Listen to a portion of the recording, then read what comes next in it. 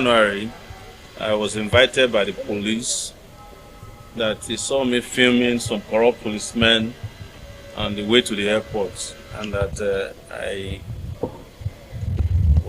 had violated the right of the police to operate freely. And when I got to the police office at the FID, it then turns out that it was more elaborate. They accused me of saying that the IG is illegal and asked me to defend it. I refused, of course, as usual, to write a statement. But I said, so the guy who was then the DIG of FID, I forgot his name now, he's retired. Okay, DIG FID. Yeah, at that time, yes. Galandashi. Yes, retired. Galandashi also was looking for 2 years extension. But that was what ended his career in the police force. Alongside others. That struggle led to the retirement of over 500 policemen who forged their age. We forced them out. And it was consequently upon that we decided to fight for the police force. Retired and serving police in what was referred to as a police protest. The first successful of its kind in Nigeria. And that also had culminated now in a law that was passed yesterday at Nigerian Senate, removing the police from the contributory pension scheme. It's waiting for the signature of the president, Emilokon, Paula Blue. So, but Egbetokun was our target, and is still our target, because his tenure was illegally extended, and that has led to one of the most terrible police force leadership in this country today. Yeah. So the insecurity you are seeing in Nigeria today is as a result of poor leadership of the police. The police primarily is in charge of internal security, not the army. Yes. But the army has now been reduced to even doing traffic work, protecting people at parties and serving rice, particularly jollof rice at parties. Yes. But that is not the job of the army. So we still insist that Egbetokun must go. And there's another charge against me over that same issue. That's coming up next week. I think 8th of next month. But with regards to this case, this was the case that Egbetokun used, conniving with the judge to seize my international passport since January. They deposited my passport, and the judge, since then, never heard the case. He would say he's going to conference. So today, he was supposed to hear 2 applications. One was for him to release my passport, so that I could at least go to the US and spend the Christmas with my family. Because I've been here for a year. We got to the court, and our lawyer had another engagement. And we duly applied to the judge to stand the case down for 30 minutes. He did. When our lawyer arrived, he wouldn't come out of his chambers. And when he was told that we were waiting, and was informed that we have lost confidence in him as the judge in charge handling the case, he threatened and sent a message through his registrar that if he comes out of his chambers to come and hear the case, and we tell him that he should recuse himself, he will revoke my bail. And we said, yes, we are ready for that. I'm willing to spend Christmas in prison. After all, I have friends in all the prisons across the country, including in Sokoto, where Nnamdi Kanu is being held unjustly. But as you know, he's the president of that prison. So I won't be surprised if he's the national president of all the prisons in the country, because they have bestowed that honor onto him as the president general of all the prisoners. He's the most important prisoner in this country today, as it is.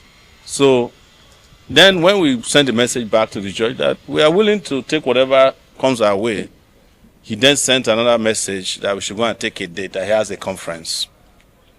So now this case will not be held until 26th of February. 25th. We'll do everything we can at this point. It's very clear that this is no longer any kind of court proceeding. It is just a strategy to keep my passport confiscated between the judge and Egbetokun, who is the illegal IGP of police. So that is the information as of today. And yesterday, the same thing was tried by a senior advocate of Nigeria who was huffing and puffing in court that I should be remanded in prison for insulting the president. So all the cases I have regarding this cybercrime has to do with insulting people who are not doing their jobs. And as I told the judge yesterday, we can never stop debating policy. Exactly. So, because these things affect our lives. As we are speaking to you today, there are nobody even know the real numbers of children who are in captivity in Niger State, abducted from a secondary school hostel. There are women, men, young, old people who are in captivity, either kidnapped by official kidnappers or bandits, which is another brand of terrorists, or the terrorists themselves. And the ones that are kidnapped even by security agencies who are holding them illegally under the guise of helping people to collect rent, or somebody insulted somebody. We have a lawmaker who uses the police in the east to send people to prison. We met some young people here yesterday who were sent to the police detention illegally for some time now by a lawmaker in the Bauchi state, a senator. What's that his name again? Shehu Boba. So this is the situation of Nigeria as we speak. Everybody is oppressing anybody.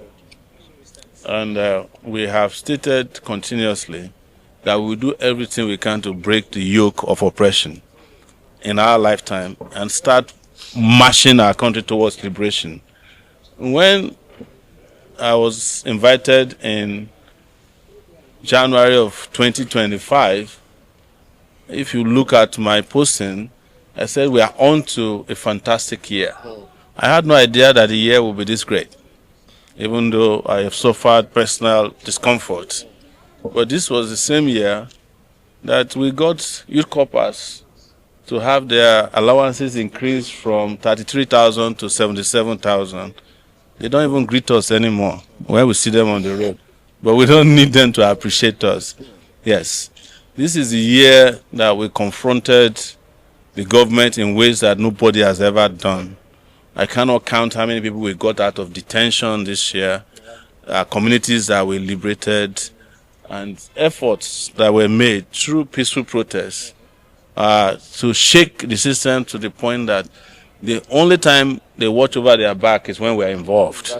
So, and I must thank everybody who has come with us this far or thus far with the great job that we have done. Don't forget that this is the year that we got Wike put in his place. Can you repeat that again? I'm not in full, sir. Yes. In fact, the Navy guy who confronted wouldn't have had the courage had we not done the groundwork. Very correct. So we were able to put some notorious people in their place. But our goal is not to put them in their place, is to put them out of business. And we will do that in this country as soon as possible through our revolutionary activities. It cannot be encountered no matter how many lawsuits they bring our way. We still have 2 cases, one next week. It's for arraignment.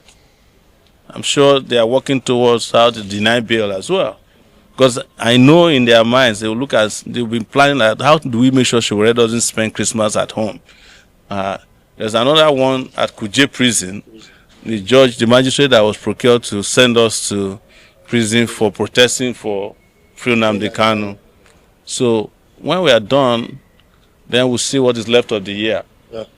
But nothing in all this will stop the idea whose time has come. And the idea whose time has come is revolution now. A people united can never be defeated. A people united can never be defeated. A people united can never be defeated. Thank you so much. And in the midst of all this, we thank our people, the Nigerian people, for their tolerance. Nigerians can tolerate nonsense. But let the time that we are entering be the year that will never tolerate nonsense anymore. Exactly. Because without having zero tolerance for nonsense, this country can never make progress. Yes. Never. And this is what we keep telling our people. Whether you are young, you are old, don't be in denial. If they have kidnapped your neighbor, don't say it cannot happen to you. Yes. It can happen to anybody. Exactly. As we have now found out. Because effectively, over 9 states are in the throes of kidnappers, bandits, and terrorists. 9 out of 34. They have started entering Abuja. I don't know if anybody remember a show I went on, and I was saying that the biggest terrorist camps in Nigeria now are located in Obaja now, and also in Suleja, near Suleja. And that's happening now. These terrorists are on the loose. Please cooperate with us, work with us to bring about the end to misery. And the best way to solve the miserable situation of our people in this country is to kick out Tinubu and his people. Yes. They have come to bring sorrow, tears, and blood to you. And sadly, but we are here to bring succor.